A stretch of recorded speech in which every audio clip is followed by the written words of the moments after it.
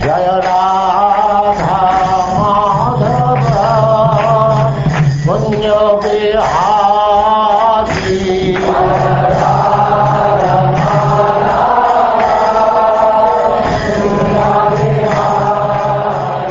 And now chapter 44, the killing of Kamsa.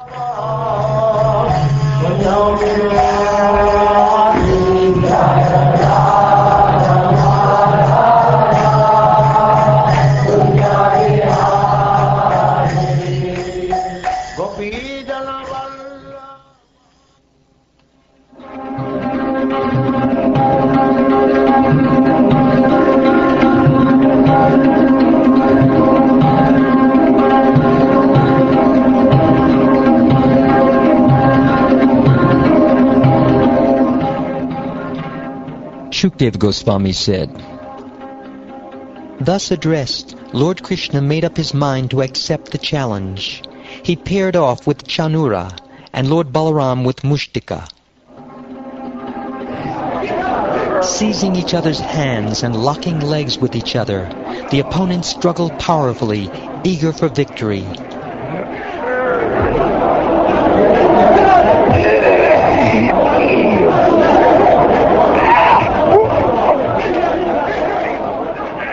They each struck fists against fists, knees against knees, head against head, and chest against chest.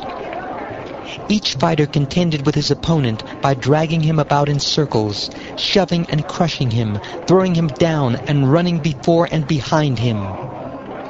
Forcefully lifting and carrying each other, pushing each other away, and holding each other down, the fighters hurt even their own bodies in their great eagerness for victory.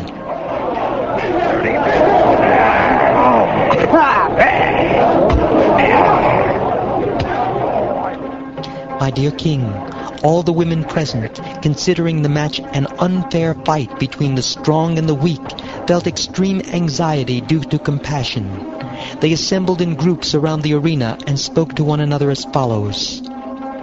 Alas, what a greatly irreligious act the members of this royal assembly are committing.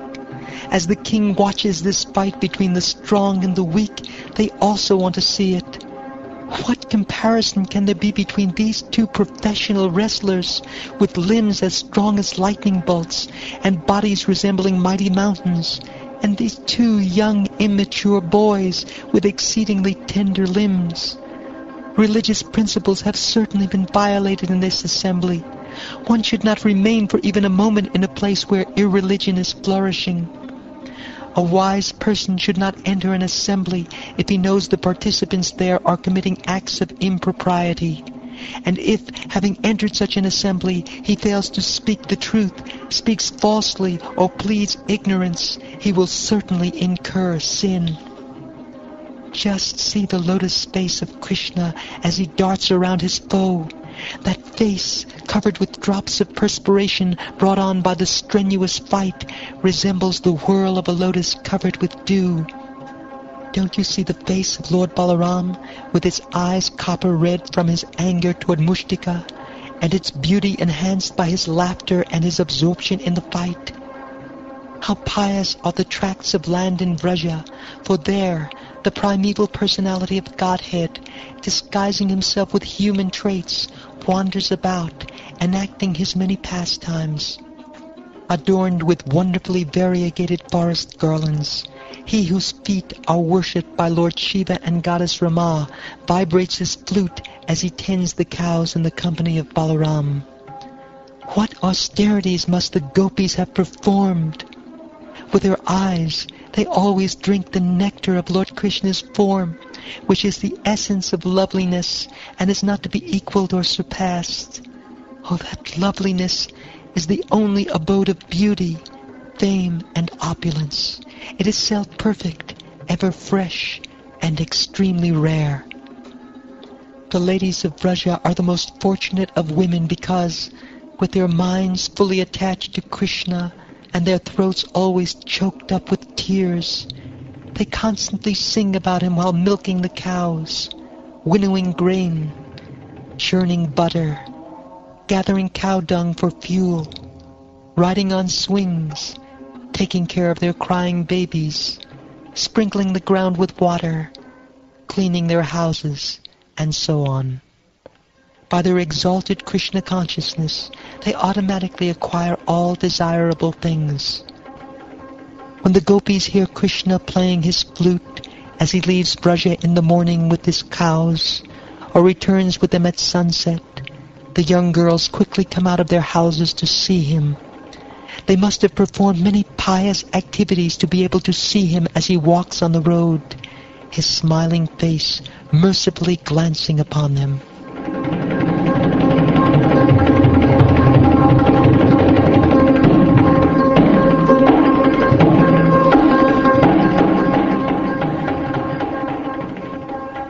As the women spoke thus, O hero of the Bharatas, Lord Krishna, the master of all mystic power, made up his mind to kill his opponent. Out of affection for the two lords, their parents, Devaki and Vasudeva, became overwhelmed with sorrow when they heard the women's fearful statements. They grieved, not knowing their son's strength. Lord Balaram and Mushtika, expertly displaying numerous wrestling techniques, battled each other in the same way that Lord Krishna and his opponent did.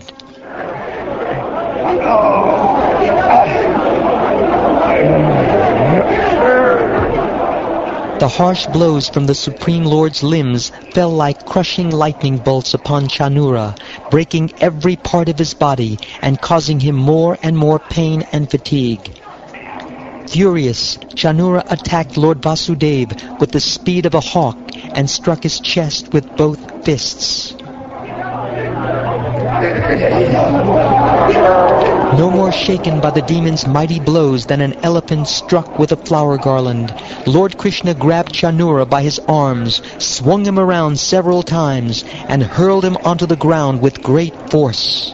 His clothes, hair, and garlands scattering, the wrestler fell down dead, like a huge festival column collapsing.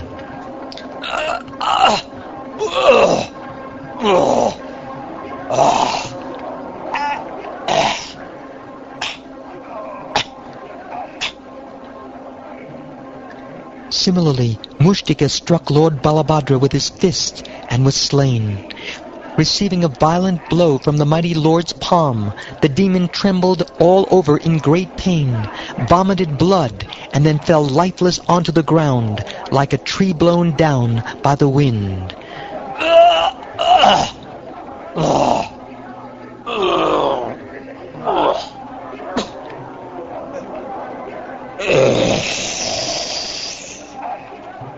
Confronted next by the wrestler Kuta, Lord Balaram, the best of fighters, playfully and nonchalantly killed him with his left fist, O king. Then Krishna struck the wrestler Shala in the head with his toes and tore him in half. The Lord dealt with Toshla in the same way, and both wrestlers fell down dead. Chanura, Mushtika, Kuta, Shala, and Toshala, having been killed, the remaining wrestlers all fled for their lives.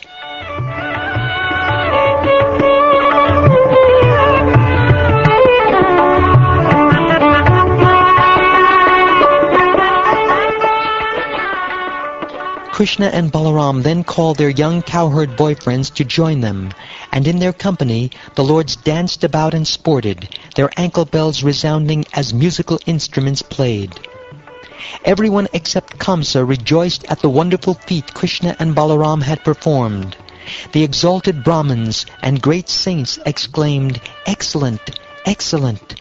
The Bhoja king, seeing that his best wrestlers had all been killed or had fled, stopped the musical performance originally meant for his pleasure and spoke the following words. "Drive the two wicked sons of Vasudeva out of the city. Confiscate the cowherd's property and arrest that fool Nanda. Kill that most evil fool Vasudeva. And also kill my father Ugrasena, along with his followers, who have all sided with our enemies."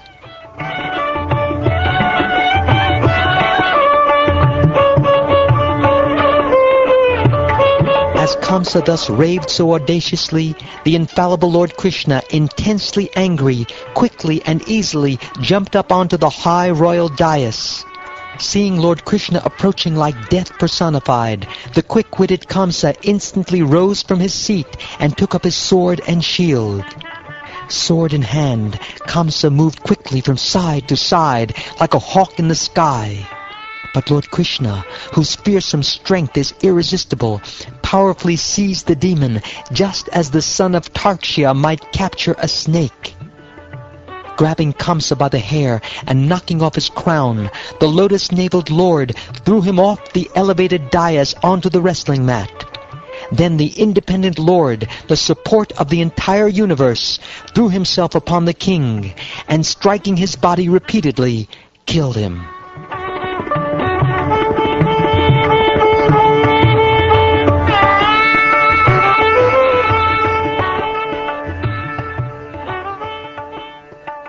As a lion drags a dead elephant, the Lord then dragged Kamsa's dead body along the ground in full view of everyone present. O King, all the people in the arena tumultuously cried out, "Oh! Oh!" Kamsa had always been disturbed by the thought that the Supreme Lord was to kill him. Therefore, when drinking, eating, moving about, sleeping, or simply breathing, the king had always seen the Lord before him with the disc weapon in his hand. Thus Kamsa achieved the rare boon of attaining a form like the Lord's. Kamsa's 8 younger brothers, led by Kanka and Neogrodika, then attacked the lords in a rage, seeking to avenge their brother's death. As they ran swiftly toward the 2 lords, ready to strike, the son of Rohini slew him with his club, just as a lion easily kills other animals. Kettle drums resounded in the sky as Brahma, Shiva, and other demigods, the Lord's expansions, rained down flowers upon him with pleasure. They chanted his praises, and their wives danced.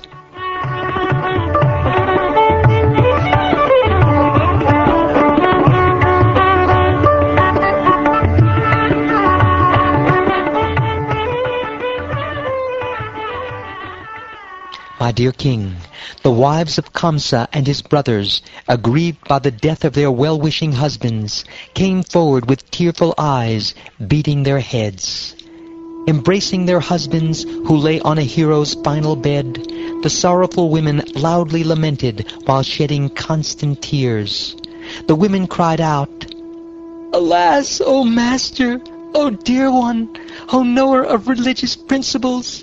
O kind and compassionate protector of the shelterless!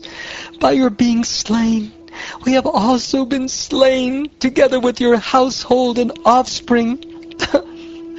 O great hero among men, bereft of you, its master, the city has lost beauty, just as we have, and all festivity and good fortune within it have come to an end. O dear one, you have been brought to this state because of the terrible violence you committed against innocent creatures.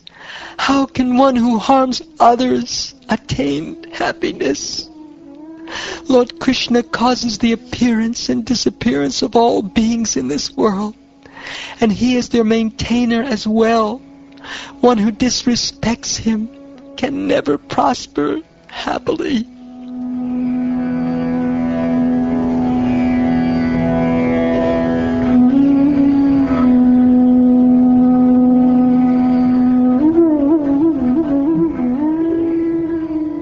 After consoling the royal ladies, Lord Krishna, sustainer of all the worlds, arranged for the prescribed funeral rites to be performed. Then Krishna and Balaram released their mother and father from bondage and offered obeisances to them, touching their feet with their heads. Devaki and Vasudeva, now knowing Krishna and Balaram to be the lords of the universe, simply stood with joined palms. Being apprehensive, they did not embrace their sons.